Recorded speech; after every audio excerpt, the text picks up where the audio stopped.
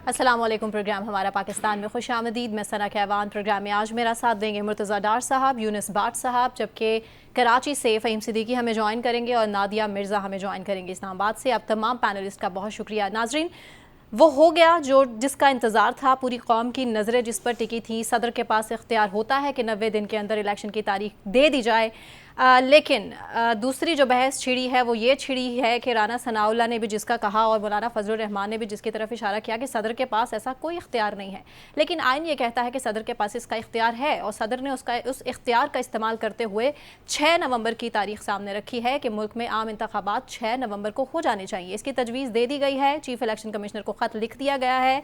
इससे कबल भी एक ख़त लिखा गया था चीफ इलेक्शन कमिश्नर को मुलाकात के लिए, लेकिन उस ख़त का जवाब तो ना में ही आया था। लेकिन अब क्या होने वाला है? क्या वाकई इंतखाबात 6 नवंबर को करवा दिए जाएंगे या नहीं करवाए जाएंगे? सवाल हमारा इससे जुड़ा ये है कि सदर की तजवीज़ आखिर कितनी काबिल अमल है।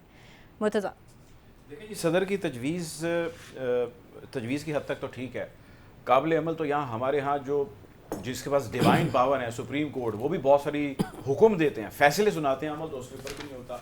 और सदर ने भी जिस तरह एक तजवीज़ दी है, दिस इज़ अगेन अ तजवीज़, और मैं इसको कोई डेट अनाउंस करना नहीं समझता। अगर आप इसका पैरा नंबर 6 पढ़ें, जो फैसला या जो ख़त सदर ने लिखा है, जो मेरे सामने आया, जिसको मैं देख सका, तो उसमें उन्होंने तमाम प्रोविंसेस की नीड का जिक्र किया कि जी तमाम प्रोविंसेस की ये नीड भी है, और उसके अंदर उन्होंने लिखा कि ये मैंडेट इलेक्शन कमीशन का है, और इलेक्शन कमीशन जो है वो इसके ऊपर फौरी तौर पर as per law, as per आइन जो है, आइन का आर्टिकल 48 सब सेक्शन 5 के तहत उन्होंने कहा कि इसके ऊपर अमल पैरा हो और इलेक्शन 90 रोज़ के अंदर कराए, तो इट शुड हैपन।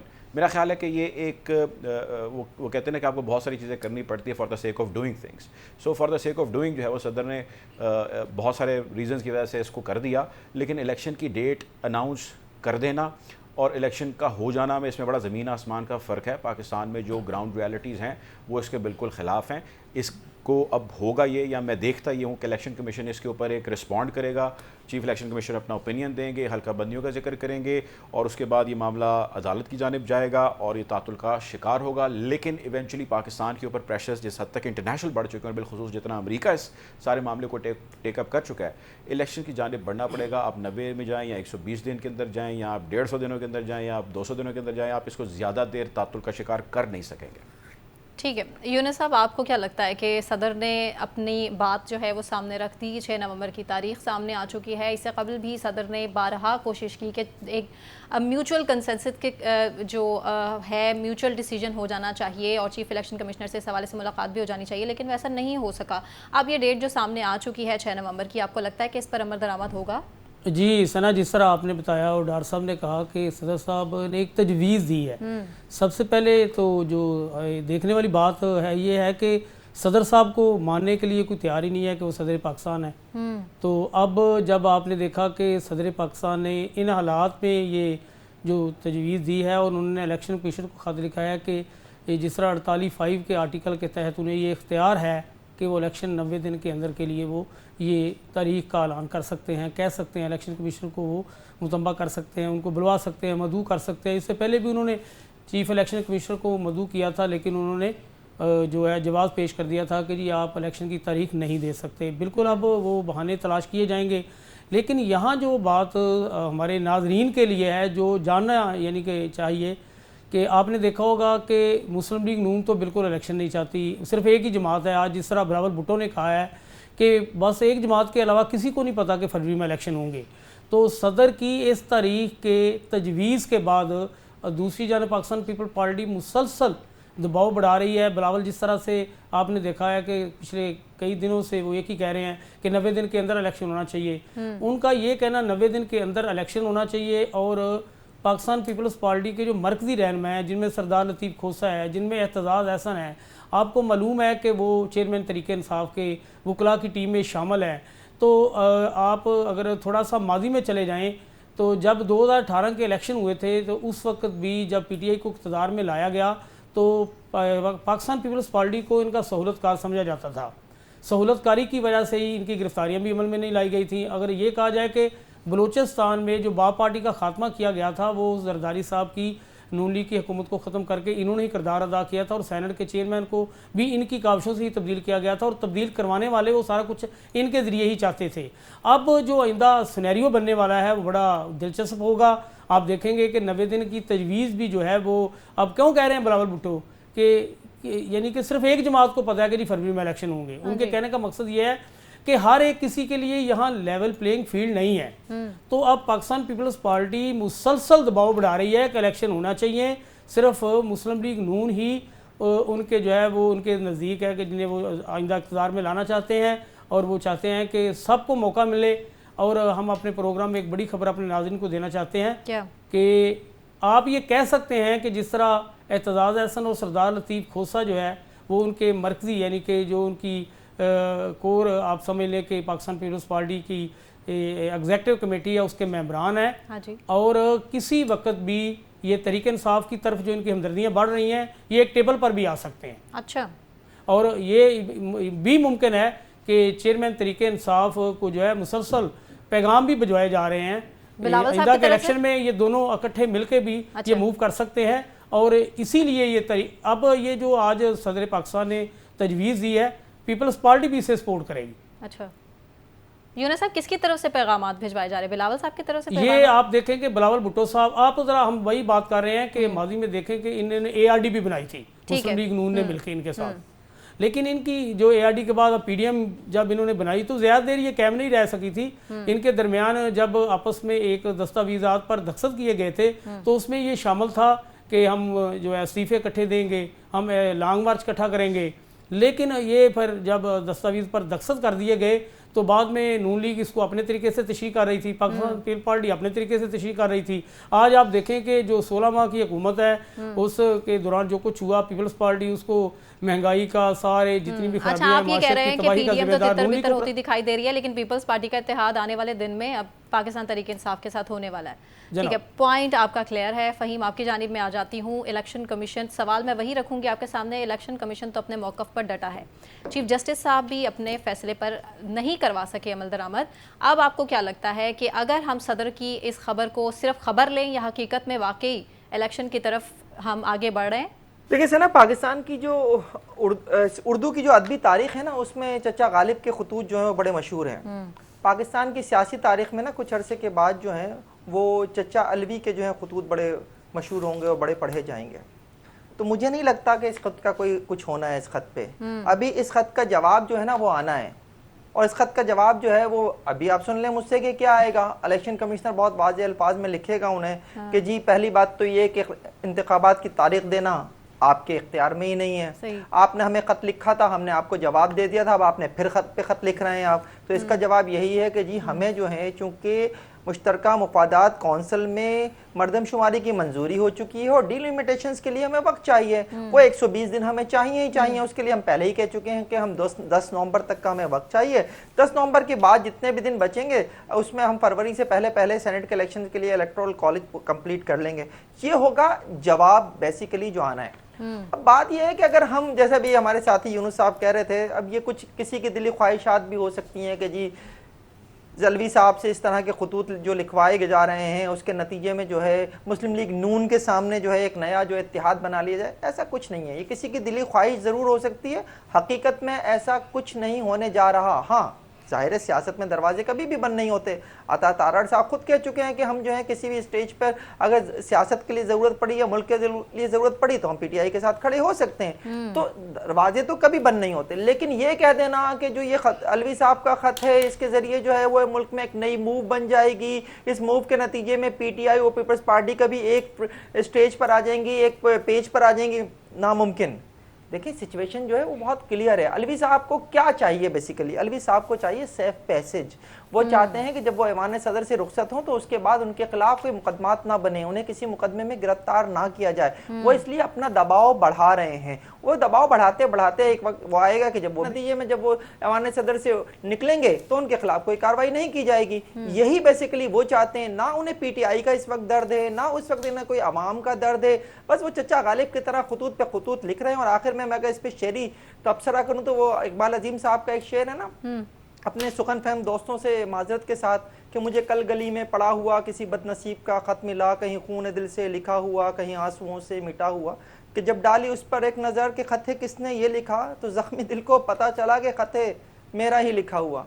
तो इनका यही हाल होना है। ठीक है, पॉइंट आपका भी क्लियर है। तो इस तरह आपको नहीं लगता नादिया कि जो सदर का ओहदा है वो बेवकत सा हो चुका है, और क्या ज़रूरत है ख़त पे ख़त लिखने की जब पता है कि जवाब पहले से मौजूद है, होगा क्या? तो इस बात से एग्री नहीं करती। उसकी वजह ये है कि अभी किसी ने साहब के शायद यूनुस साहब है, उन्होंने ये कहा कि जी मैं देख नहीं सकती, बट उन्होंने कहा कि जी कोई सदर मानने को तैयार नहीं है। तो मेरा ख्याल है मानने या ना मानने से कुछ नहीं होता। जो ओहदा है वो एक आईनी ओहदा है, वो सदर मुमलिकत के पास है, और वो सदर मुमलिकत पाकिस्तान है। रह गई उनके खत की बात, रह गई उनके खत लिखने की बात। तो ना भूलें कि आज इलेक्शन कमीशन में 2 अहम मुलाकातें हुई हैं। अमेरिकन एम्बेसडर के बाद जो है ब्रिटिश हाई कमिश्नर ने भी इलेक्शन कमीशन से मुलाकात की है। मुझे नहीं पता किस कॉन्टेक्स्ट में की है, उसकी जरूरत क्यों पड़ी, लेकिन मेरा वो अहम मुलाकातें हुई हैं, लोग उस हवाले से सवाल उठा रहे हैं। एज फार एज सदर लेटर इज कंसर्न, तो डेफिनेटली उन्होंने अपना एक जो उनका कॉन्स्टिट्यूशनल राइट था उसको उन्होंने एक्सरसाइज किया है। अब और दूसरी बात ये कि उन्होंने एक्सरसाइज भी नहीं किया एग्जैक्टली, उन्होंने कोई डेट दी नहीं है। उन्होंने एक सजेस्ट किया है कि इस तारीख को, चूंकि 90 दिन कंप्लीट हो रहे हैं और इलेक्शन कमीशन को 89 डेज मतलब 90 से पहले कराने होते हैं, तो इस तारीख को इलेक्शन हो जाने चाहिए। अब वो तस्लीम कोई करता है, तस्लीम कोई नहीं करता। देखिए सदर मुमलिकत के ऊपर एक्चुअली उनकी बेसिकली अगर देखा जाए, उनको ये कह दिया जाए कि विकेट के दोनों तरफ खेल रहे हैं, तो शायद इस लिहाज से ठीक होगा, क्योंकि उनके ऊपर पार्टी प्रेशर बहुत ज्यादा था। उनके अपने जो लोग थे, उनके करीबी लोग थे, वो ये कह रहे थे कि आप ये कर सकते हैं, आपका ये आईनी हक है, आप इसको इस्तेमाल क्यों नहीं कर रहे। लेकिन आपको पता है कि पिछले दिनों कुछ मुलाकातें हुई थी, सदर हाउस में मुलाकातें हुई थी, उसके बाद एक लंबी खामोशी थी। उससे पहले सदर ने कहा था कि जी मैं डेट देना चाहता हूँ, इलेक्शन कमीशन को खत लिखा, नो आ गया, वज़ारत कानून को खत लिखा, नो आ गया, फिर एक तवील खामोशी हो गई। उसके बाद अभी एक उन्होंने बीच की राह ले ली, एक वो पार्टी प्रेशर को भी जो है वो लेते हुए आगे बढ़ जाए, और दूसरी तरफ जो है वो उन्होंने, देखिए आईनी बहरान तो मैं इसको नहीं कहूंगी, लेकिन हाँ डेफिनेटली मामला कोर्ट में जाएगा। अच्छा। और हम और आप ये ना भूलें कि अब चीफ जस्टिस जो है वो जस्टिस उमर अता बंदियाल साहब नहीं होंगे, अब आने वाले चीफ जस्टिस यानी जस्टिस काजी फाइज साहब होंगे, जो अभी इस मामले को सुनेंगे कि आया कि इलेक्शन जो है वो 90 दिन के अंदर सदर के हिसाब से, सदर की दी हुई डेट पे या तजवीज करदा डेट पे होने चाहिए क्या नहीं होने चाहिए। उसमें आम तरीके इलेक्शन कमीशन होगा, और वो एक दफा फिर सीसीआई के उस इजलास के, उस मीटिंग के पीछे छुपेगा, जिसमें कहा गया नोटिफाई करते हुए, उसके बाद टाइम रिक्वायर्ड है, जो कि पहले 14 दिसंबर था और अब 13 नवंबर है। तो ये बात होता है कि जो जिस वक्त चाहते हैं कि 120 दिन के 90 दिन के अंदर इलेक्शन ना हो, तो 90 दिन के अंदर इलेक्शन नहीं होंगे। लेकिन जो सदर के कंप्लीट कर रहे हैं, सदर ने शायद एक मिडिल वे अख्तियार किया है, लेकिन बहरहाल उनका राइट था, उन्होंने किया है। अमल दरामद करना या ना करना वो फिर आगे का काम। ठीक है डॉक्टर साहब, आप ही की जानिब आ जाती हूँ, पूछ लेती हूँ आपसे कि सदर के पास तो इख्तियार है, आइन इसकी इजाज़त देता है कि वो अपने इख्तियार का इस्तेमाल करें, लेकिन दूसरी तरफ अगर आप बयानात उठा के देख लीजिए कि मरियम औरंगज़ेब किस तरह धमका रही हैं कि सदर नहीं दे सकते इसकी रेट, मौलाना फजल रहमान भी ये कह रहे हैं, और राना सनाउल्लाह ने भी इसी की तरफ इशारा किया। तो ऐसे में फिर सदर करें तो करे क्या? सदर सब्र करें जी, सब्र के अलावा तो वो कुछ नहीं कर सकते। सदर है और सब्र है, मतलब आप कोरिलेट कर सकती हैं दोनों सूरत हाल को। आइन ने तो उनको बहुत ज़्यादा पावर्स दी हैं, लेकिन हमारे यहाँ आइन कितना एक्सरसाइज होता है वो आप भी जानती हैं, मैं भी जानता हूँ, सुनने वाले भी जानते हैं। ये बताएं ना, राना सनाउल्लाह को किसने ये इख्तियार दिया कि राना सनाउल्लाह ये स्टेटमेंट दें कि जी नवाज शरीफ वापस आएंगे, उनको क्लीन चिट मिल चुकी है, वो जज हैं। राना सना ने भी तो कुछ दिन पहले स्टेटमेंट दी थी। तो जिसको आइन इख्तियार देता है वो कहते हैं कि जी उसको इख्तियार नहीं देता, और जिसको आइन इख्तियार नहीं देता, जो कि वो खुद हैं, और वो कहते हैं कि जी क्लीन चिट है। फॉर कुछ दिन पहले टॉक शोज़ के अंदर इसका जिक्र हो रहा था, और मुख्तलिफ अखबारात और कॉलम्स के अंदर भी ये बात लिखी गई थी। तो पहले तो अपनी इस पोजीशन के हवाले से वो लोगों को, आवाम को क्लियर करें। सो कहने का मकसद ये है कि भाई ये एक भेड़ चाल है जो चली हुई है। सदर जो कह रहे हैं उनको आप कहने दें। सदर अपनी बहुत सारी फेस सेविंग के लिए भी बातचीत कर रहे हैं, और सदर for the sake of just saying it भी ये चीज़ कह रहे हैं कि जो उनको ये कहना है। चूंकि उनकी जानिब से खबर मैं देख रहा था, मुस्लिम चैनल्स पे चल रही थी, ब्रेकिंग चल रही थी, सदर की जानिब से 6 तारीख दे दी गई है। सो वो 6 तारीख नहीं दी गई, एक तजवीज़ है, एक सजेशन है, और उस के अंदर जो लिखा गया है, ख़त के अंदर हम मतन पढ़ें तो मैंने पहले भी जिक्र किया, उसके अंदर ये लिखा है कि ये पावर्स जो है वो इलेक्शन कमीशन की हैं, और इलेक्शन कमीशन जो है उसको एक्सरसाइज करे। सदर के पास भी इख्तियारात मौजूद है, बहुत सारे कानूनी माहिरीन का ये ख्याल है, लेकिन हमारे यहाँ ऐसा होता नहीं है। अभी तो हम बहस कर रहे हैं जी, ऐलान कर दिया, अब अगली बहस हमारी ये होगी कि ये फेयर एंड फ्री इलेक्शन है, ये इलेक्शंस ठीक हो रहे हैं, इस पर हम बहस करेंगे, क्योंकि हमने हर मरतबा हर इलेक्शन के बाद ये बहस और उससे पहले बहस करनी होती है, और हर मरतबा ये शोर होता है कि जी इलेक्शन ये फ्री एंड फेयर इस मरतबा तो होने जा रहे हैं, ये सख्ती कर दी, वो सख्ती कर दी, RO से लेके और ना जाने कहाँ से लेके जो निज़ाम हमने यहाँ पे खड़ा कर दिया, जो इस वक्त टीमें यहाँ पर मौजूद हैं, लोकल गवर्नमेंट की हेल्प ले ली, फ़ौज आ गई, सिक्योरिटी आ गई, किसी को अंदर नहीं जाने दिया जाएगा वगैरह वगैरह से बड़े दावे किए जाते हैं। और तमाम पाकिस्तान की तारीख उठाएं, तमाम तर इलेक्शन जब हुए उसके बाद जितने भी लोग हारने वाले थे वो आए, फुटेजेस आई, जब फुटेजेस जिस दौर में नहीं थी तो बहुत सारे लोग मुख्तलिफ सबूत सामने लेके आते थे, जिसमें ठप्पे बहुत सारे लगे, जो पर्चियाँ थी वोटर लिस्ट जिसको कहते हैं वो बाहर पड़े मिले, अखबारों के अंदर बहुत सारी ऐसे तराशे छपे। सो ये कोई नई बात नहीं है। हमारे यहाँ जिस किस्म का इलेक्शन कमीशन है और जिस किस्म का इलेक्शन कमीशन का ट्रैक रिकॉर्ड है वो सबके सामने है, और इलेक्शन कमीशन की कितनी विल है इसके अंदर वो भी हम सबके सामने है, और किसने कब इलेक्शन अनाउंस करने तो एक तरफ, लेकिन दबाव भी है फ़हीम, इलेक्शन कमीशन के ऊपर दबाव है, पाकिस्तान के ऊपर बैरूनी दबाव है कि इलेक्शन हो जाने चाहिए। ऑल्दो के डिनाई कर रहा है अमेरिका, इससे अमरीकी महकमा खारजा की जानिब से भी जो बयान सामने आया है कि वो इलेक्शन पर असरअंदाज होने की कोशिश नहीं कर रहा है, लेकिन उसके साथ ही साथ दूसरी तरफ देखा जाए तो किस तरह से मुलाकातें हो रही हैं बरतानवी सफ़ीर की भी, अमरीकी सफ़ीर की भी। तो आप इस पर क्या कॉमेंट करेंगे कि इलेक्शन की डेट हम दे नहीं पा रहे, अगर सदर दे देते हैं तो उस पर अमल नहीं कर पा रहे, राना सनाउल्लाह साहब भी फरवरी की तरफ इशारा कर रहे हैं। जी सना, मुझसे देखिए, चाहे अमेरिका कहे या पाकिस्तान में कोई कहे कि इलेक्शन जो है वो वक्त पे करा दें, इलेक्शन 90 दिन में करा दें, 120 दिन में करा दें, मैं कहता हूँ 90 दिन में कराएं या 990 दिन में कराएं, मुझे ये बताएं कि इन इलेक्शन से आवाम को क्या मिलेगा। क्या आवाम जो इस वक्त महंगाई के हाथों परेशान हैं उनके लिए महंगाई कम हो जाएगी इस इलेक्शन के नतीजे में? क्या इस मुल्क में जो इस वक्त डॉलर और पेट्रोल और जो इस तरह से दीगर हमारी अशिया ज़रूरी हैं उनकी कीमतें ऊपर जा रही हैं, उसे कंट्रोल मिल जाएगा? कुछ नहीं होना। सियासतदान सिर्फ और सिर्फ इस वक्त एक सियासी हैजान पैदा कर रहे हैं, चाहे वो आरिफ अलवी साहब हों, बिलावल भुट्टो साहब हों, शाह महमूद कुरैशी साहब भी आज बहुत कुछ कहकर चले गए जुडिशल कॉम्प्लेक्स में, इसी तरह से दीगर सियासतदान भी हैं। अवामी मसाइल के ऊपर किसी की तवज्जो नहीं है। इलेक्शन डेफिनेटली इस मुल्क की ज़रूरत है, होने चाहिए, आइन कहता है चूंकि ज़रूरत है, लेकिन मैं ये कहता हूँ कि आइन ये भी तो कहता है कि इस मुल्क में रियासत को, इस मुल्क के हर शहरी को आइनी तहफ़्फ़ुज़ इस हवाले से देना है कि उसकी जान माल का तहफ़्फ़ुज़ हो। क्या यहाँ पर जान माल का तहफ़्फ़ुज़ है? यहाँ माल तो बचा ही नहीं है लोगों के पास, सब कुछ तो लुट गया उनका, और आप कह रहे हैं कि जनाब जो है वो इलेक्शन इलेक्शन इलेक्शन इलेक्शन के नतीजे में आप फिर कौम का जो है अरबों रुपए इलेक्शन के ऊपर खर्च कर देंगे। मैं ये फिर कह रहा हूँ कि मैं ये नहीं चाहता कि इलेक्शन ना हो, लेकिन मैं ये कहता हूँ कि इलेक्शन से पहले इस मुल्क में स्टेबिलिटी लेकर आए, इस मुल्क की मईशत को संभालें। अपने पड़ोस में देखें 100 बिलियन के रिजर्व हैं उनके, हमारे रिजर्व अपने 1 अरब भी नहीं है जी। तो हम क्या बात करते हैं यार, हम ये कहते हैं कि जी हमें जो है तरक्की करनी है, तरक्की की राह में हम बार बार खुद ही रुकावट भी बनते रहते हैं। ये आया इसे 2 साल के बाद उतार दिया, वो आया उसे 2.5 साल के बाद उतार दिया, वो आया 4.25 साल बाद उतार दिया। ये तो ड्रामा हमने मुस्तकिल लगाया हुआ है। तो मेरा सिंपल यह है कि इलेक्शन कराने से पहले इस मुल्क में स्टेबिलिटी लेकर आए, कि ऐसी स्टेबिलिटी जिसके नतीजे में आवाम को ये यकीन हो कि जो आइंदा इलेक्शन होंगे उनमें उनका नुमाइंदा आएगा और मुल्क में आम आदमी की जेब में कुछ पैसा हो, वो सोचे कि हाँ यार इलेक्शन वाले दिन मैं वोट डालने जाऊंगा तो सिर्फ इसलिए जाऊंगा कि अब जिसे मुंतखब करूंगा वो मेरी जेब में जो पैसा है उसे थोड़ा सा बढ़ा सकेगा, इसकी वैल्यू थोड़े से बढ़ा सकेगा। अब अपने पड़ोस में दूसरी तरफ भी देख लीजिए ना, अभी अफगानिस्तान में क्या हाल है, वहां पे आपको स्टेबिलिटी नजर आ रही है ना, बावजूद इसके कि हम क्या इतना बड़ा वक्त जो है उसमें गुजरा है, जंगो जहाद में गुजरा है, लेकिन वहां पर फिर भी आपको स्टेबिलिटी नजर आ रही है। हम परेशान है, रोज एक नई कहानी आ जाती है, एक खत दूसरा खत, उसका जवाब इसका जवाब, इसका उसके ऊपर इल्जाम, उसका उसके ऊपर इल्जाम। आवाम को इस वक्त खुदा के लिए मैं सियासतदानों से यही कहना चाहूंगा कि वो लोगों को एतमाद दें, एतमाद, ये खतूत लिखना खत्म करें। ठीक है, कौन सी सियासी जमात है यूनुस साहब, आपको क्या लगता है कि किस सियासी जमात के पास इतनी काबिलियत है इस वक्त कि मईशत जिस दहाने पर इस टाइम हम खड़े हैं और इस टाइम जो सूरत हाल है उसे बदतरीन सूरत हाल से वो निकाल सके मुल्क को? सना, कौन से सियासतदान, मुझे ज़रा थोड़ा सा प्लीज़ मौका दीजिए, मैं आपको 2 वाक़यात ज़रा बताता चलूँ। एक तो वाक़यात ऐसा है, वाक़या कि अवाम की दिलचस्पी वाला भी है, सुनने वाला भी है। हमारे एक दोस्त मेरे पास आते हैं, वो कहते हैं जी मैं मार रोड से गुजर रहा था, ट्रैफिक के एक वार्डन ने मुझे रोका कि जी आपके मोटरसाइकिल की हेडलाइट नहीं है। तो उसने कहा जी नहीं है। उसने कहा कि जी आप मुझे शनाख्ती कार्ड दे दें। उसने कहा जी नहीं मैं वो तो पास नहीं रखता। उसने कहा जी आप कागजात दे दें इसके। उसने कहा जी मेरे पास नहीं है, वो तो घर पड़े हैं। उसने कहा जी आप कोई मुझे लाइसेंस दे दें। उसने कहा वो तो मैंने बनवाया ही नहीं। उसने कहा मोटरसाइकिल को एक साइड पे खड़ा कर दें तो आप इस मेरे इधर साहब खड़े हैं उसके साथ आके बात करें। वो मोटरसाइकिल को वहाँ से एक साइड पे लेके जाता है और मोटरसाइकिल को लटा देता है। वो कहता है इसको स्टैंड पे खड़ा करें। वो कहते जी इसका स्टैंड तो है ही नहीं। उसने कहा अगर साइड स्टैंड नहीं तो बड़े स्टैंड पे खड़ा कर दें। उसने कहा जी बड़ा स्टैंड तो पहले से ही नहीं है। तो वो उसने दोनों हाथ उससे जुड़े, उसने कहा खुदा के लिए आप चले जाएं। ये पाकिस्तान की ये सूरत हाल है।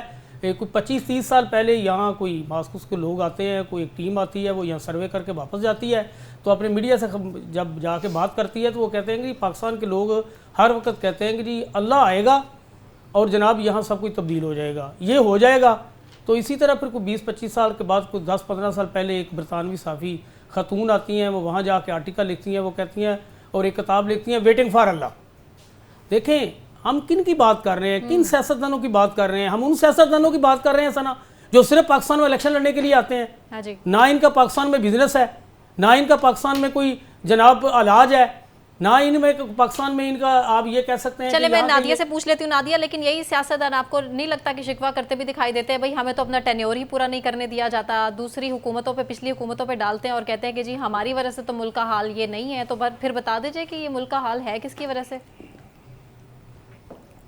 ये तो मैं नहीं बता सकती। आपने सबसे मुश्किल सवाल मुझसे कर दिया, क्या बता दीजिए मुल्क का हाल किसकी वजह से खराब है, तो ये तो मैं नहीं बता सकती। हाँ बता, सियासतदानों का जो शिकवा है वो पार्शियली दुरुस्त है, लेकिन बहुत सारे ऐसे मसाइल हैं कि सियासतदान अपने एंड पे। देखिए हमारा मसला ये है कि सियासतदानों को जब वो इक़्तिदार में आ जाते हैं तो हमारे यहाँ उनको ये नहीं पता होता कि वो कितने अरसे के लिए आए। वैसे तो आईनी मुद्दत आपकी 5 साल है, लेकिन पता ये नहीं होता कि किस अगले महीने जो है वो उनको कभी हमारे सदर से, ईवान सदर तो चले नहीं, लेकिन वजीर आजम हाउस से या कभी असेंबली से उनको उठा के बाहर भेज दिया जाए। ऐसे में फिर उनकी प्रायोरिटीज क्या होती है? उनकी प्रायोरिटीज ना आवाम के लिए कुछ करना होता है, ना उनकी प्रायोरिटीज जो है वो गवर्नेंस होती है। उनकी प्रायोरिटीज ये होती है कि ऐसी लेजिस्लेशन करे जो 16 मामले हमने देखी, जो आने वाले वक्तों में जिसमें उन्हें रिलीफ मिल सके, शिकंजे में ना सके, उनको थोड़ी आजादी, वो बाकायदा तौर पर अपने मजे लूट सके, और कितनी करप्शन कर सकते हैं उतनी करप्शन कर सके। तो मेरा ये ख्याल है कि पार्शली अग्री है, करते हैं, ठीक है, क्योंकि बहुत सारी चीजें उनके अपने हाथों में नहीं होती। जी ठीक है, ब्रेक की तरफ मुझे जाना है। पॉइंट हम हमारे पैनलिस्ट का क्लियर है। अगला सवाल हम सामने रखेंगे पीडीएम के हवाले से और नवाज शरीफ की वतन वापसी के हवाले से। हमारे साथ रहिए।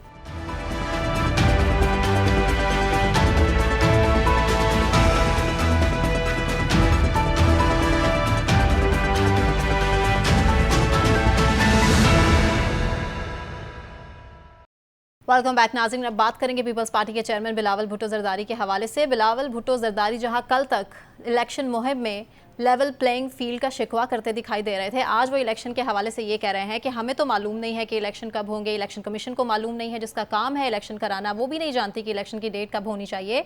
जबकि एक ऐसी सियासी जमात है जो कि जानती है कि इलेक्शन कब होंगे। वो किसकी तरफ इशारा कर रहे हैं? वो ऑब्वियसली मुस्लिम लीग नून की तरफ इशारा कर रहे हैं। दूसरी जानिब मुस्लिम लीग नून की तैयारियां इस वक्त ज़ोरों शोर से जारी हैं नवाज शरीफ की वतन वापसी के हवाले से। बार बार एक डेट है जो कि सामने आ जाती है कि नवाज शरीफ इस तारीख को वतन वापस लौट रहे हैं और उनका इस्तकबाल शाहाना अंदाज से किया जाएगा। जो सवाल हम अपने पैनलिस्ट के सामने से जुड़ा रख रहे हैं वो ये रख रहे हैं कि क्या नवाज शरीफ को वतन वापसी पर हर किसी किस्म की कानूनी चैलेंजेस का सामना ना कराने की यकीन दहानी करा दी गई है? डार साहब देखें जी, यकीन दहानी करा दी गई है, नहीं करा दी गई, लेकिन मुझे ये बात पता है कि राना सना को ये बात पता है और राना सना साहब कह चुके हैं बाबंगे दोहल कि जी उनके पास क्लीन चिट है और वो आएंगे। अब राना सना को किसने बताया, ये राना सना से पूछा जाना चाहिए, लेकिन पाकिस्तान मुस्लिम लीग नून के दीगर जो रहनुमा हैं, उनके कायदीन हैं, उनका ये कहना है, उनके लीडरान का ये कहना है कि उनके साथ बड़ी ज़्यादती हुई है, ये नहीं होना चाहिए था। मियाँ साहब वापस आएंगे तो आके वही मुल्क को जो है, इस डूबती कश्ती को जो है वो सहारा दे सकें। ऐसा ही तो मियाँ साहब ने जो पिछले 3 अदवार के अंदर वज़ीर आज़म के तौर पे मुल्क का मनसब संभाला, जो कि उनका कहना है कि मुझे टेन्योर कंप्लीट करने नहीं दिया गया, लेकिन जितना भी टेन्योर कंप्लीट किया, कौन सी दूध और शहद की नहरें यहाँ पे जो है वो बहनी शुरू हो गई, कौन से उन्होंने झंडे गाड़ दिए, स्टेटमेंट्स बयानात जो ऑफ द रिकॉर्ड चलते रहे कि जी खाता भी है तो लगाता भी तो है, इस किस्म के बयानात तो चलते हैं। तो मेरा सवाल आज ये है कि मियाँ साहब कहते जा रहे हैं और कई सालों से कहते जा रहे हैं कि जी मैं आऊँगा, हम आएंगे, कभी उनके छोटे भाई बयान दे देते हैं, कभी कोई एक वजीर दे देता है। मियाँ जवेल लतीफ़ साहब की तो अब छेड़ बन गई है, वो जिस टॉक शो में बैठते थे कभी कोई तारीख देते थे, कोई तारीख देते थे, और अब वो बेचारे तारीख ही नहीं देते, उन्हें पता ही नहीं कि उनके लीडर ने कब आना है। लेकिन मैं आपको एक बात बताऊं, लेकिन डॉक्टर साहब पहले अदालती ज़माना और था, अब अदालती ज़माना कुछ और है। हाँ, ये बड़ा बहुत ही अच्छा आपका सवाल और बड़ा ही अहम नुक्ता है। पहले अदालती ज़माना और था, अब अदालती ज़माना कुछ और है। मियाँ साहब को क्लीन चिट मिल सकती है, उनके लिए हालात साजगार हो सकते हैं। वो जिस तरह इसहाक डार साहब, जिस तरह सलमान शहबाज साहब तशरीफ़ लेके आए पाकिस्तान और उनको क्लीन चिट मिली और एक ने वजारत संभाली और वो वजारत ख़जाना तिजोरी पे वो बैठ गए और दूसरे अपने बाकी मामलात को चलाने लग गए, तो इसमें कोई बईद नहीं है। कानून में, आइन में ये लिखा है वो पाकिस्तानी अदालतों से मफरूर हुए, पहले एब्सकॉन्डर डिक्लेयर हुए, इश्तिहारी हुए, भिगोड़े हुए। ये मैं नहीं कह रहा, इस मुल्क की आइन, इस मुल्क की अदालतों ने कहा और वहाँ से चले गए। अदालतें बुलाती रही, कोई भी वापस नहीं आया। इंटरपोल की भी मदद लेने की कोशिश की गई, मुख्तलिफ एजेंसीज़ को शामिल करने की कोशिश की गई, लेकिन वो पाकिस्तान नहीं है। उन्होंने जब आने उनको लेवल प्लेइंग फील्ड मिल जाएगी। लेकिन मैं आपको एक बात बता दूँ, मियाँ साहब को जो उनका अपना गढ़ है ना लाहौर, और लाहौर में ग्वाल मंडी, वहाँ से भी उनको वोट नहीं मिलने। पाकिस्तान मुस्लिम लीग नून के लिए इस वक्त अपने गढ़ से भी वोट निकालना बहुत मुश्किल है। जिस पाकिस्तान मुस्लिम लीग नून के टेन्योर को आज से कुछ साल पहले तक लोग देख चुके हैं, ट्रस्ट कर चुके हैं, जो हालात हैं, इन हालात में वो कहते हैं ना फ्री एंड फेयर इलेक्शन, वो अगर हो गए, आप एक पोल करवा लें, आप इंटरनेट पे पोल करवा लें तो आपके सामने नतीजा आ जाएगा। सामने है, सब कुछ क्लियर है। ठीक है फहीम, आपसे मैं पूछ लेती हूँ, कानूनी चैलेंजेस का सामना करना पड़ेगा नवाज शरीफ को अगर वो वतन वापस आ जाते हैं? देखिए कानूनी चैलेंजेस हैं क्या उन्हें, सिर्फ ये ना कि उनके खिलाफ एक ये इल्ज़ाम है कि जी वो मफरूर हो गए अदालत से, और एक 50 रुपए के जिस बॉन्ड के ऊपर जो है वो मुल्क से बाहर गए थे, वापस नहीं आए। हाँ। देखें ये जो उनका मुल्क में वापस आना है, क्या वो अता बंदियाल साहब के दौर में वापस आए? नहीं आए। वो अपने भाई के दौर में वापस आए? नहीं आए। वो मुल्क से इलाज कराने बाहर गए थे, उनका ना तो इस मुल्क की सेहत के शोबे के ऊपर कोई एतमाद था, ना उनका जो है इस मुल्क के इंतज़ामी सेटअप जिसका सरबराह उनका भाई था उस पर एतमाद था, और ना ही इस मुल्क के निज़ाम इंसाफ पर उनका एतमाद था। तो अगर वो किसी डील के नतीजे में वापस आ रहे हैं तो मैं तो कहता हूँ कि उनकी डील करनी चाहिए और डील करके ही मुल्क वापस आना चाहिए। अब आने के बाद उनके पास चैलेंजेस, कोई चैलेंजेस नहीं है। राना सना ठीक कह रहे हैं, जब पिया किसी को सुहागन तस्लीम कर लेता है तो फिर मसले नहीं रहते उस सुहागन के लिए। तो वो इस वक्त जो है वो सुहागन हैं, वो आएंगे, बहुत सुकून से आएंगे। तमाम उनकी जो परेशानियां हैं उनके हल तलाश किए जा चुके हैं। राना सनाउल्लाह साहब कह रहे हैं, दीगर लोग भी कह रहे हैं, खुद बिलावल साहब तंजिया कह रहे हैं सारी बातें। तो हमारे यहाँ एक बात वो कही जाती है कि तारीख जो है ना वो लड़की वाले देते हैं, और जब लड़की वाले तारीख देते थे तो फिर शादी हो जाती है। यहाँ पर तारीख आ चुकी है उनके आने की, अब इलेक्शन भी हो जाएंगे, ये भी मैं आपको बता दूं। अब मसला सिंपल ये है कि जैसे अभी मुर्तज़ा डार साहब कह रहे थे कि वो गवाल मंडी से भी नहीं जीत पाएंगे, मैं तो उनको सिर्फ बल्दिया की मिसाल दे देता हूँ, कराची के इलाके बल्दिया टाउन से, जहाँ पिछले इलेक्शन में शहबाज शरीफ साहब सिर्फ 600 वोटों से बज़ाहिर हारे थे और वहाँ से फैसल बावड़ा साहब को जो है वो MNA बना दिया गया था। तो मुझे तो ये पता है कि वो अगर यहाँ से बल्दिया टाउन से खड़े होंगे तो वो यहाँ से भी जीत जाएंगे, और अगर नहीं भी जीतते, चले एक लम्हे के लिए मैं कहता हूँ कि नहीं जीतते, तो जब मैं ये कह रहा हूँ कि वो जिसे पिया चाहे वही सुहागन, अगर वो सुहागन हैं तो भाई वो तो जिताए जाएंगे ना। सही डील हो चुकी है, मानते क्यों नहीं है हम लोग? अगर हम नहीं मान रहे तो हम बिलावल के बयान को एक दफा फिर से देख लें कि वो कह रहे हैं बार बार कि नून लीग को ही सब कुछ पता है, क्योंकि उन्हें भी पता है कि जनाब इस वक्त जो है सब कुछ जो है वो नून लीग के लिए कर दी गई है। मसला क्या है? आए, असल मसला क्या है? आए, और अगर उनके पास इस मुल्क को, इस कौम को इस माशी दलदल से निकालने का कोई प्रोग्राम है तो उसके ऊपर अमल करके दिखाएं। अगर वो इस दफ़ा कुछ नहीं कर सके तो मैं बहुत क्लियर कह रहा हूं कि मुस्लिम लीग नून ख़त्म हो जाएगी, और इसी तरह पाकिस्तान पीपल्स पार्टी जैसे ख़त्म होने की पोजीशन में है। सिंध में जो कुछ उन्होंने किया है उसकी वजह से आइंदा इंतखाबात में जिस तरह सिंध में पीपल्स पार्टी को सबसे बड़ा खतरा होगा, आइंदा इलेक्शन में मुस्लिम लीग नून अगर कुछ नहीं दे सकी तो उनके लिए भी सब कुछ खत्म हो जाएगा, सारी कहानी खत्म हो जाएगी। फिर क्या नजर आएगा, बचेगा हमारे पास? एक चेयरमैन PTI। चलें, कुछ तो बाकी बचेगा। फ़हीम, इसकी तरफ भी हम आ जाएंगे, दोबारा मैं आपको मौका ज़रूर दूंगी इसकी भी वजाहत का। लेकिन यूनुस साहब, आपको क्या लगता है कि ज़ीरो रिस्क श्योरिटी अगर दे दी गई है तो ऐसी कौन सी जादू की छड़ी है नवाज शरीफ साहब के पास कि अगर वो चौथी बार भी वज़ीर आज़म बन जाते हैं तो मईशत बिल्कुल ठीक कर लेंगे? जी सना, जिस तरह डार साहब ने बात की, मैं इनकी बात को जो है वो इससे मुतफिक भी हूँ, 100% तायद भी करता हूँ। बात यह है, मैंने तो पहले भी, फिर बात मुकम्मल नहीं हो सकी थी, आप दूसरी तरफ चले गए, कि ये लोग जो पाकिस्तान में आके कहते हैं ये इनका पाकिस्तान में है क्या? आप देखें ये बड़े, जब भी पाकिस्तान में आते हैं ये सिर्फ हुकूमत करने के लिए आते हैं। अच्छा। आप देखें कि अब शहबाज शरीफ साहब वहाँ 15 दिन बैठ के जो कुछ वहाँ जिन्होंने जो तय करना था तय कर लिया है। अब बिल्कुल ये बात ठीक है कि आने के लिए वो तैयार है, ये सारे मामला तय हो गए हैं, और पाकिस्तान पीपल्स पार्टी को भी ये पता चल गया है कि अब वो वापस आ रहे हैं। आने वाली गेम में पाकिस्तान पीपल्स पार्टी खुद को इस सिस्टम में इन नहीं समझ रही, इसलिए ही उन्होंने सब कुछ हम जो सदर पाकिस्तान ने तजवीज़ दी है, इसलिए पाकिस्तान पीपल्स पार्टी उस तजवीज़ को सपोर्ट भी कर रही है। हालांकि उन्होंने कोई अपना हुक्म सौंपा नहीं है, उन्होंने तजवीज़ दी है कि 89 डे के बाद जो है वो 6 नवंबर की डेट आ रही है, 90 दिन के अंदर काम हो रहा है। तो कहने का मकसद ये है कि पाकिस्तान पीपल्स पार्टी को भी पता चल गया है कि ये जहाँ मामला सेट हो गए हैं। तो रही बात कि पाकिस्तान में वो कौन सा कश्मीर फतह करके आ रहे हैं, ये कहने 10 मिलियन लोग उनका जो है इस्तकबाल करेंगे, ना उनका पाकिस्तान में कोई यहाँ किसी के साथ कोई हमदर्दी है। उनको पता है कि हमारा सर्वे भी करवा लिया जाए, वोट कहीं से मिलते हुए उन्हें नज़र नहीं आ रहे। पाकिस्तान मुस्लिम लीग नून आने वाले इलेक्शन में किसी सूरत भी कामयाब होती हुई नज़र नहीं आ रही। ये तो कौंसल का इलेक्शन भी नहीं जीत सकते। यहाँ इलेक्शन वही जीतेगा जो चेयरमैन PTI के बयानिए को सपोर्ट करेगा, चाहे वो कोई भी जमात हो। अब पाकिस्तान पीपल्स पार्टी आने वाले इलेक्शन में मैं आपको बता रहा हूँ कि PTI के साथ खड़ी होती हुई नज़र आ रही है। वो नून लीग के साथ उनके रास्ते जुदा हो गए हैं बिल्कुल। आज के कल के 2-4 दिन पहले के और अब तक के बयानात बिलावल के उठा के देख लें, उन्हें पता चल गया कि एक पार्टी के अलावा किसी को पता नहीं है कि वो जनाब इलेक्शन फरवरी में हो रहे हैं। वो कहते हैं कि किसी को जनाब वो क्यों लेवल प्लेइंग फील्डिंग की बात कर रहे हैं। मकसद ये है कि अब पाकिस्तान पीपल्स पार्टी भी इसलिए मैदान में अब दबाव बढ़ा रही है, अपना प्रेशर डाल रही है। मैं कहता हूँ जी कोई पता नहीं, किसी वक्त भी बिलावल भुट्टो भी अटक जेल जाकर चेयरमैन तरीके साहब से मुलाकात कर सकते हैं। अच्छा, ये सूरत पैदा हो गई है कि आप देखें माजी में चले जाएं, बड़ी खबर दे रहे हैं आप यूनुस साहब। पाकिस्तान पीपल्स पार्टी और नून लीग के कितनी देर रास्ते इकट्ठे रहे हैं इनकी, बड़ी कभी भी यानी कि ये मिलके इतनी लंबी इनकी जुदाइयां हैं, इतने इनके मामला खराब रहे हैं की तरफ से मुतवक्किल हैं, और मुझे लगता है कि उससे ही जुड़ी कोई एक ब्रेकिंग न्यूज दे दी आपने। नहीं, मैं ये बताता हूँ कि आप देखें कि नवाज शरीफ का बिजनेस पाकिस्तान में है, अलाज पाकिस्तान में है, या शहबाज शरीफ का है, या मरियम का है, या मरियम के बच्चों का है। ये तो जब भी पाकिस्तान में आते हैं सिर्फ हमारी कौम पर मुसल्लत कर दिए जाते हैं। अब भी ये मुसल्लत करने का सोचा जा रहा है और पाकिस्तान पीपल पार्टी ने बाकायदा मज़ामत शुरू कर दी है, और आने वाले दिनों में आपको ये मज़ामत बढ़ती हुई नजर आएगी। 1920 हो सकता है, 1920 नहीं होगा। जिन पर दबाव बढ़ाया जाना है वो दबाव बढ़ता हुआ देख के यहाँ बड़ा कुछ चेंज हो जाएगा। नवाज शरीफ को सीधा जेल जाना होगा।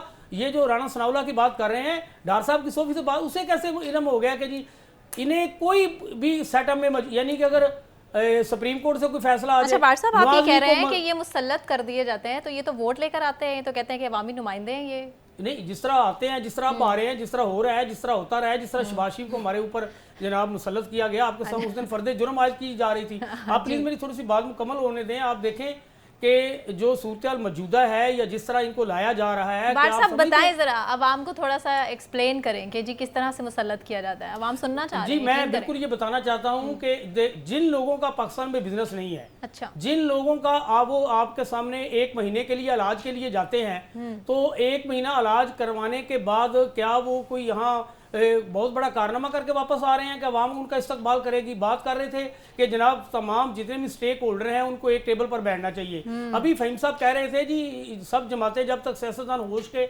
नाखन नहीं लेते इलेक्शन का क्या फायदा होगा। इलेक्शन में जब हम लोगों का जो जिनका इंतखाब करना के लिए वोट डालते हैं, वो जब इंतखाब के बाद लोग आएंगी नहीं, हम इंतखाब ही सही नहीं कर सकेंगे। वोट डालते हुए इस बात का तयन ही नहीं करेंगे किसको वोट डाल रहे हैं, तो कैसे सर ये हम सबको इस चीज की तईद करना होगी। जो चेयरमैन तरीके इंसाफ का बयानिया है, जो भी उस बयानिए पे जाएगा उसी को वोट मिलेंगे। होना ये चाहिए था तमाम जमातों को, बाशमूल नून लीग, बाशमूल PDM की जितनी भी जमातें थी, पीपल्स पार्टी, उनको चेयरमैन तरीके इंसाफ के बयानिए के साथ खड़ा होकर इस दफा तमाम मामला जो पाकिस्तान में मसाइल का गढ़ है उसका खात्मा कर देना चाहिए था। ठीक है, ये बाहर बैठ के नादिया फैसले तो लंदन में बैठकर पाकिस्तान के हवाले से होते हैं, इलाज के गर्ज से तो ये बाहर चले जाते हैं। फ़हीम कुछ कहना चाह रहे हैं? फ़हीम कुछ पॉइंट है जो क्लियर करना चाह रहे हैं? मैं सिर्फ एक यूनुस साहब से एक सवाल करना चाह रहा था। वो बयानिया PTI का जो 9 मई का था, नहीं फहीम साहब, हम चेयरमैन तरीके इंसाफ के बयानी की बात नहीं कर रहे कि 9 मई वाले बात। हम कहते हैं चेयरमैन तरीके इंसाफ अगर गलत है उसको फंदे पे लटका दें। अच्छा, हम इस बात की तईद नहीं करते कि अदारों के साथ टकराव किया जाए। हम ये कहते हैं कि ठीक है नादिया, कुछ अर्सा पहले की कुछ वीडियो क्लिप्स हैं, अगर मरियम नवाज साहिबा के वो उठा के देख लिए जाएं, जिसमें वो बार बार लेवल प्लेइंग फील्ड की बात करती थी और बारहा उन्होंने कहा है कि नवाज शरीफ वतन वापस आएंगे, लेकिन शर्त यह है कि चेयरमैन PTI जेल की सलाखों के पीछे होंगे। तो होता तो सेम दिखाई दे रहा है, पीपल्स पार्टी तो बिल्कुल ठीक शिकवा कर रही है। नहीं सना, आप देखें अगर मियां नवाज मैं शरीफ की नादिया से गुजरांवाला वाली बात तकरीर साहब मैं उठा के आपको देख मौका लें। दूंगी, लेकिन जी, जी, अभी प्लीज। मुझे नादिया से सवाल। जी सर। जी नादिया। देखिए, पीपल्स पार्टी का ज्यादातर जो है ना वो सियासी बयानियां जो बना रही है। राना सनाउल्लाह साहब की किसी भी बात से हम अग्री नहीं करते, लेकिन आज उनकी बात से जरूर मैं इस हद तक एग्री करूंगी कि उन्होंने कहा कि ये सियासत है, इलेक्शन से पहले बयानियां बनाए जाते हैं, तो पीपल्स पार्टी भी इलेक्शन से पहले बयानियां बना रही है, बाप कुछ कह रहा है, बेटा कुछ कह रहा है। हाँ। तो ये चीजें तो मैं फिलहाल ज्यादा इस पर कमेंट करना ही नहीं चाहती, क्योंकि पीपल्स पार्टी हो गई, नून लीग हो गई, ये पुरानी जमातें सब एक ताली के चट्टे बट्टे हैं। कुछ नहीं पता कि कब वो आप राइट पे लुढ़क जाए, कब लेफ्ट पे लुढ़क जाए। अभी जो सवाल बड़ा इंपॉर्टेंट आप भी कर रही थी ना, ये जो नवाज शरीफ साहब की वापसी को लेकर, हाँ जी। तो एक मैं आपको ये बताऊं कि नवाज शरीफ साहब ने वापसी की डेट का अनाउंस तो किया है, हाँ जी। बट अभी भी हो सकता है कि वो इस तारीख को ना आए। ये अच्छा। जरूरी नहीं है कि वो इस तारीख को वापस भी आ जाए। उन्होंने ऐलान जरूर किया है। हम जो उनसे एक्सपेक्टेशन कर रहे हैं, और आप ये पूछिए कि जी वो आके पाकिस्तान की मैशत को ठीक कर देंगे, तो क्या नवाज शरीफ साहब कोई इकोनॉमिस्ट हैं? नवाज शरीफ साहब को एक सिंपल ग्रेजुएट, उसके बाद उन्होंने लॉ किया है। उनका जो डिपेंडेंट थे वो थे जो उनकी राइट साइड लेफ्ट साइड पे बैठने वाले साथ डार साहब, जो वो कहते थे कि साथ डार साहब जो है वो जादू की चिड़ी है हाँ। और बहुत बड़े मैशतदान है, और वो चार्टर्ड अकाउंटेंट है। असल में तो वो कहते थे बहुत बड़े इकोनॉमिस्ट है। और जब हमारी हुकूमत आती है, से अब तक देखते हैं एक हिस्ट्री रही है, जब पीएम की हुकूमत आती है, सरदार साहब जो है वो फाइनेंस मिनिस्टर होते हैं, और उन्होंने अब तो वो सब कुछ जो बाजवा साहब पे डाल दिया। होता है ना, वो उसको बिल्कुल। आजमा चुके हैं। इन 16 माह में वो उसको आजमा चुके हैं। हाँ। तो अब वो कोई नई चीज, पूरी टीम तो यही थी ना। अगर नवाज शरीफ साहब वहां थे, उनका भी दिमाग तो यही पे था, उनको मुशावरत भी होती थी, वो हिदायत भी देते थे, हर चीज में इंटरफेयर भी करते थे। तो ऐसा क्या था जो इस 16 माह में नहीं था और आगे हो जाएगा कि नवाज शरीफ साहब वापस आ जाएंगे? वैसे मुझे तो कुछ उम्मीद नहीं है। ठीक है, पीडीएम का ही पूछ लेती हूँ नादिया आपसे, पीडीएम का क्या बनेगा? पीडीएम की हंडिया बीच चौराहे फूट चुकी। वो तो बहुत पहले, उसको तो फूटना ही था। वो तो एक पीडीएम, एक इत्तेहाद था, जो कि पूरा के पूरा एक इत्तेहाद सिर्फ इसके था कि इमरान खान की जो कासिम के अब्बा है की हुकूमत गिरानी थी। अब वो चूंकि अपने हुकूमत करनी थी 16 माह, वो हुकूमत गिरा दी, 16 माह की हुकूमत कर ली। अब आने वाली सियासत से तो पीडीएम का कोई लेना देना है ही नहीं। और वो आप बड़ी आसानी से देख रही हैं और बड़े फोकस होकर देख रहे हैं, तो मेरे ख्याल उसका तो फ्यूचर बनता भी नहीं था, था भी नहीं। ठीक है मुर्तज़ा, ये पीडीएम के इत्तेहाद से किस सियासी जमात ने सबसे पहले निकलने का फ़ायदा किया? सियासी पॉइंट ऑफ व्यू से उसको कितना फ़ायदा हुआ? पता है क्या बात है, पीडीएम ना एक नाम ज़रा रखना पड़ता है थोड़ा सा निज़ाम को चलाने के लिए। बेसिकली ये सब इकट्ठे थे, और वो इकट्ठे इसलिए थे कि उस वक्त इंटरेस्ट उनके म्यूचुअल थे। सही। और मुझे आज भी याद है कि जब ये पीडीएम का इत्तेहाद हुआ तो उस इत्तेहाद में पीपल्स पार्टी ने अलहदगी का ऐलान किया। उसने कहा जी ये तो हमने पीडीएम की बुनियाद रखी थी, सारों को हमने इकट्ठा किया था। तो चुनाचे हमें एक नोटिस जारी, शो कॉज किया गया, फजलुर रहमान साहब ने गालबन किया था, इस वजह से हम नाराज़ और हम इसका हिस्सा नहीं, हम इसे अलहदगी का ऐलान करते हैं वगैरह वगैरह। लेकिन उसके बाद हमने देखा कि जी प्रीवियस जो गवर्नमेंट थी कैदी नंबर 804 की, उस गवर्नमेंट को जब हटाया गया तो उसके बाद यहाँ पे 16 महीने के लिए हुकूमत की गई, और उसमें आप फिर एक टेबल पर थे, आप एक मेज़ पर बैठे थे, और उसके अंदर आपके जितने लीडरान थे वो कोई मिनिस्ट्री संभाले था, कोई मिनिस्ट्री संभाले था। पिछली हुकूमत के तो मेरा ख्याल है पाकिस्तान की तारीख में इतने मुशीर आज तक नहीं गुजरे होंगे जितने उस हुकूमत के मुशीर थे। लगभग कुछ 100 के करीब थे, 85-86 के करीब तो मुझे काउंट याद है। सो मफाद था, आप इकट्ठे हो गए। आने से पहले इक़्तिदार में आपने नारा लगाया कि जी इस हुकूमत से जान छुड़ाएंगे, महंगाई के मार्च होते थे मुझे याद है। और मुझे याद है बिलावल उस ट्रक पे खड़े हुए थे और उसके आगे बड़ा सा लिखा हुआ था महंगाई मुकाओ मुहिम। मरियम ने भी और ऐसे मरियम ने भी ऐसे बहुत सारे किए। जब आए तो उन्होंने कहा जी हमें मुश्किल फैसले करने पड़ रहे हैं, उसका नाम रख लिया मुश्किल फैसले। मुश्किल फैसलों का टेन्योर 16 महीने गुजारा, तो उसके बाद अब अलहदा हो गए।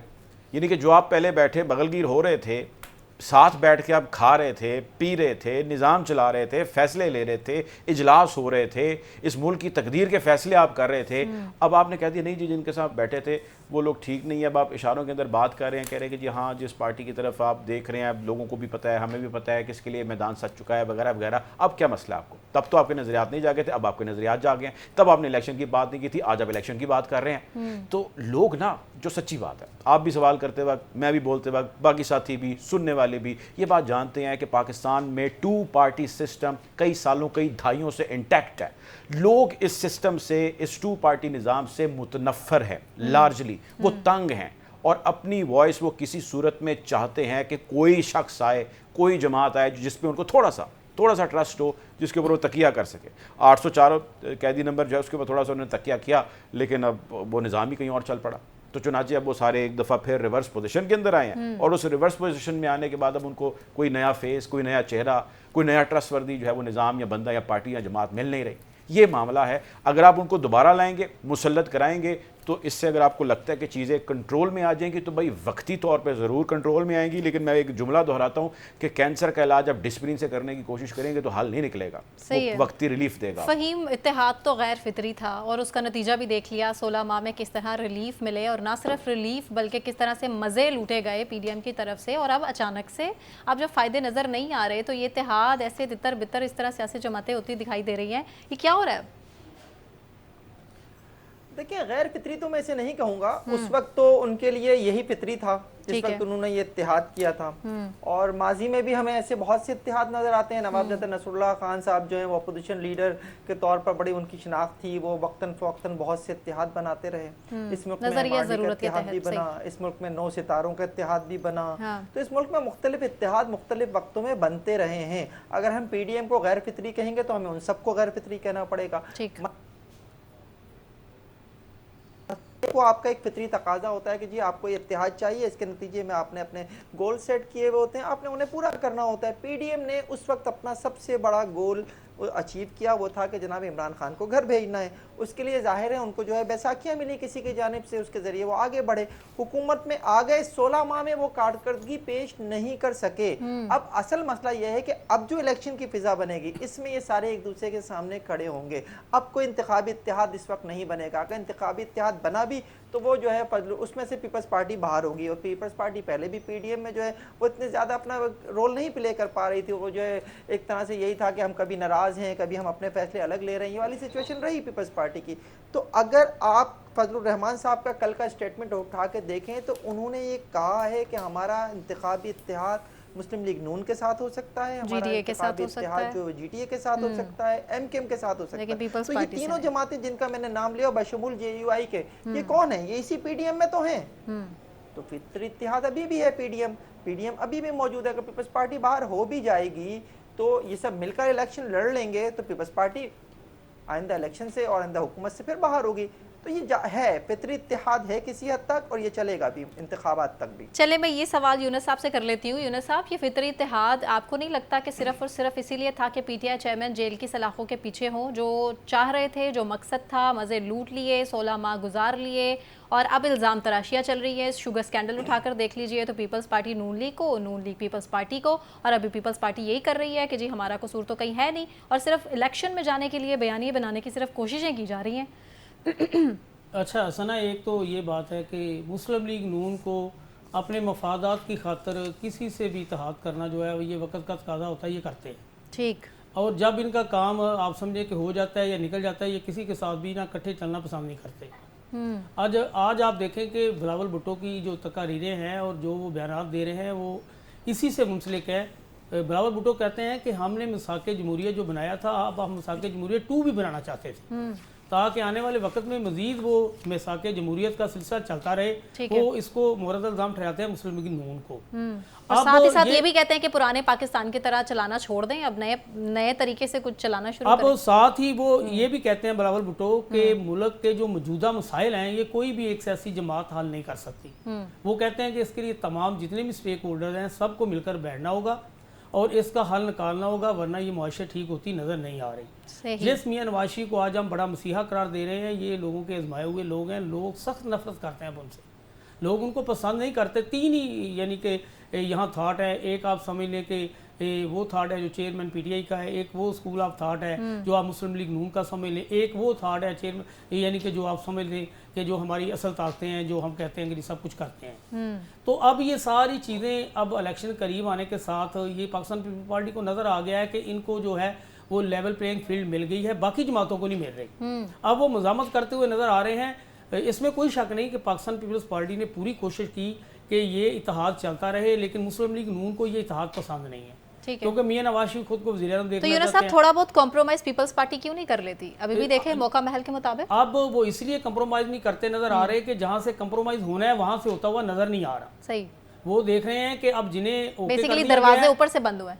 यानी कि ये दरवाज़ा ऊपर से बंद कर दिया गया है। अब सारी चीज़ें एक वक्त तक ये अब ये इकट्ठे थे, हुकूमत में थे, तो वहाँ ऊपर भी बातें ठीक थी, सारे मामला ठीक थे। अब जब नवाज शरीफ की वापसी का ऐलान किया जा रहा है, अब देखें आज ये कहते हैं कि जी चीफ जस्टिस पाकिस्तान जो है ये फैसले ठीक नहीं कर रहा। आने वाला चीफ जस्टिस भी अगर फैसले ठीक नहीं करेगा वो भी इन्हें पसंद नहीं होगा। सही। आने वाला सदर पाकिस्तान भी अगर कानून आइन को मद्देनजर रख के कोई बात करेगा, आप मरियम नवाज के देख लें, तकरीरें देख लें, बातें देख लें, चीज़ें ठीक है, देख लें। लेकिन नादिया सवाल ये पैदा होता है कि आने वाला चीफ जस्टिस करेगा क्या आखिर? जी नादिया से पूछना। जी प्लीज। अभी चीफ जस्टिस को आप आने तो दीजिए, वो क्या करेगा। हाँ। लोगों की तो बड़ी उम्मीदें हैं, लोग इंतजार में रहते हैं। नवाज शरीफ साहब ने तारीख हाँ। इसके लिए दी है, वो जस्टिस बंगाल के दौर में नहीं आना चाह रहे थे और उनका ये ख्याल था कि आऊंगा तो फिर पता नहीं दोबारा से पकड़ा जाऊंगा या पकड़ा ना जाऊं।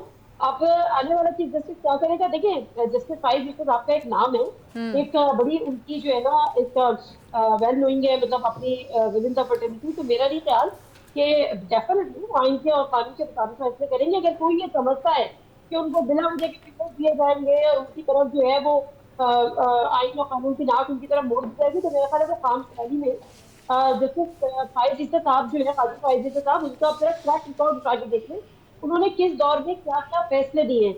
ये पीएमएलएन की जिस दौर पर उन्होंने कोयटा में जो ब्लास्ट हुआ था वकला का, उसका फैसला दिया था।